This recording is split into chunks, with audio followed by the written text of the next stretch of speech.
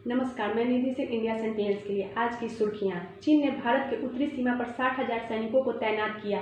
Mike Pompeo ने Taiwan poster. Global times ने दी धमकी। आग से खेल रही है बीजेपी, मूर्खों जैसा व्यवहार छोड़े।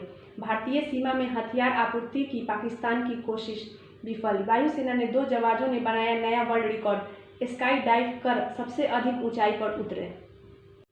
अमेरिकी विदेश मंत्री माइक पोम्पियो ने खराब बर्ताव और क्वाड समूह के देशों के सामने खतरा पैदा करने के लिए चीन को आड़े हाथों लेते हुए कहा कि उसने भारत की उत्तरी सीमा पर 60,000 सैनिक तैनात किए हैं।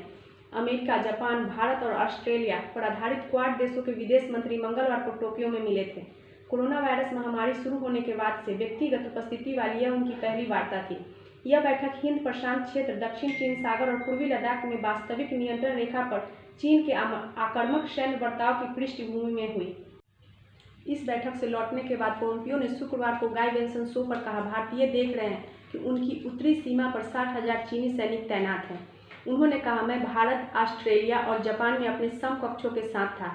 4 बड़े लोकतंत्रों, 4 शक्तिशाली अर्थव्यवस्थाओं और 4 राष्ट्रों के इस प्रारूप को क्वाड कहते हैं।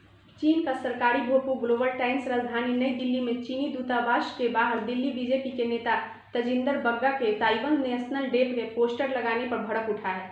ग्लोबल टाइम्स ने कहा कि यह आग से खेलने जैसा काम है। इससे पहले से खराब चल रहे भारत चीन संबंध को और ज़्यादा खराब होंगे। चीनी अखबार ने कहा कि भारत की सत्तारूढ़ बीजेपी मूर्खों जैसा व्यवहार छोड़े और यह समझे कि वह आग से खेल रही है। ग्लोबल टाइम्स ने चीनी विशेषज्ञ लियू कायू के हवाले से कहा कि बीजेपी नेता ने यह कदम ऐसे समय पर उठाया है जब भारतीय मीडिया के ताइवान नेशनल डे के समर्थन किया गया और सहयोग किया है।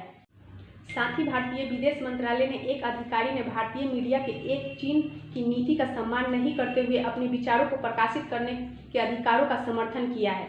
झाओ ने कहा है कि भारत को उस समय आश्चर्य नहीं होना चाहिए जब उसे आर्थिक तथा आपसी आदान प्रदान से हाथ धोना पड़ जाए। चीनी विशेषज्ञ ने कहा है कि भारत सरकार खुलेआम अभी भी एक चीन नीति का पालन करती है, लेकिन प्रेस की स्वतंत्रता के नाम पर कंधे उचकाने लगती है। चीन के रिसर्च फेल्यू हु जियोंग ने कहा कि राष्ट्रपति बीजेपी अनैतिक तरीके से भारत चीन तनाव के बीच ताइवान के सवाल को भड़का रही है।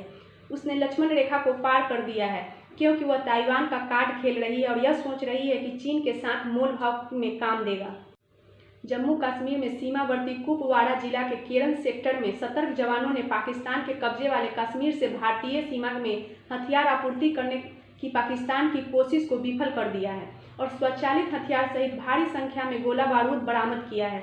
रक्षा मंत्रालय ने प्रवक्ता कर्नल राजेश कालिया ने शनिवार सुबह बताया कि नियंत्रण रेखा पर पहरा दे रहे जवानों ने 2 से 3 आतंकवादियों को केरन सेक्टर में कृष्णगंगा नदी के पार से एक रस्सी से बंधे ट्यूब में कुछ सामान ले जाते हुए देखा। भारतीय वायुसेना के 2 कर्मियों ने चुनौतीपूर्ण परिस्थितियों में लेह में ऊंचाई वाले स्थान के C-130J विमान से स्काई डाइविंग की। वायुसेना ने एक बयान में बताया कि विंग कमांडर गजानंद यादव और वारंट अफसर AK तिवारी ने 8 अक्टूबर को वायुसेना के 88वीं स्थापना दिवस पर लेह के खारदुंगला दर्रे में यह करतब किया था। वायुसेना ने कहा कि यह स्काई डाइव कर सबसे अधिक ऊंचाई पर उतरने का नया रिकॉर्ड है। खारदुंगला दर्रा 17,982 फुट की ऊंचाई पर है। बयान में वायुसेना ने कहा, ऐसी ऊंचाई पर उतरना निम्न वायु घनत्व, निम्न ऑक्सीजन और दुर्गम पहाड़ी क्षेत्र के कारण अति चुनौतीपूर्ण है।